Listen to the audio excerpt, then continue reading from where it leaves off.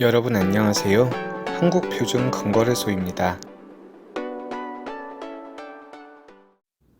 현지 시간 23일 새벽 공개된 미국 FOMC 의사록에서 연방준비제도가 통화긴축 속도 조절을 언급함에 따라 글로벌 달러 인덱스가 106선 아래로 떨어지게 됐습니다.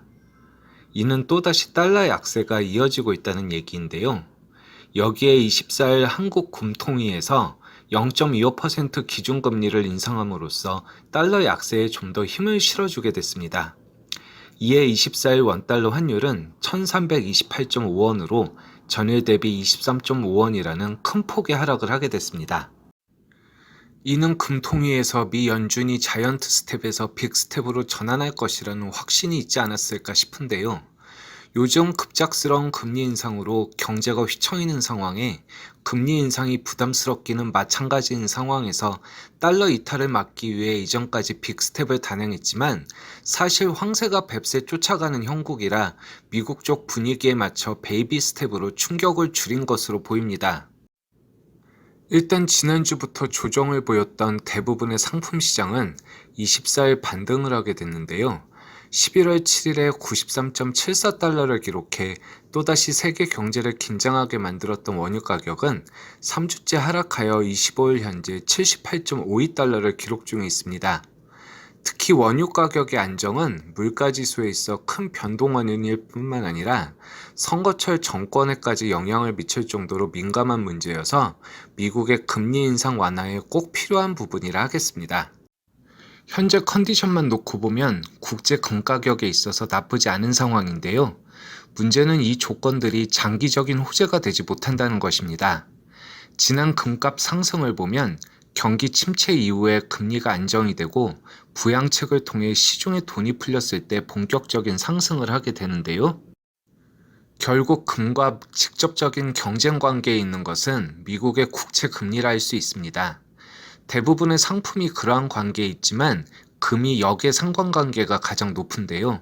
현재는 지난 10일 발표된 미국의 CPI가 월가 예상치를 밑돌면서 연준의 금리 인상 속도 조절에 대한 기대가 커진 상태입니다.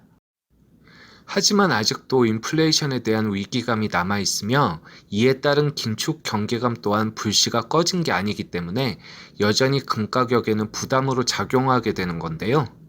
최근 뉴스의 전문가 의견을 들어보면 내년 1분기쯤 미국의 금리 인상 사이클이 종료될 것으로 보이면서 그때까지는 금 가격의 하락 추세가 이어질 것이며 이후에 점진적인 상승을 할 것으로 내다보고 있습니다. 결론을 말씀드리자면 내년에 경기 침체가 들어서고 인플레이션이 잡히면서 부양책과 금리 인하를 단행하게 되면 본격적으로 2024년부터 금값의 랠리가 시작될 것이라고 예상하는 것인데요. 물론 이러한 의견에도 맹점은 있습니다. 가장 큰 문제점은 과거의 통계적 자료라는 것인데 당장 2년 전 코로나 사태로 부양책을 썼을 때 예상보다 금값의 반등이 그리 크지는 않았는데요.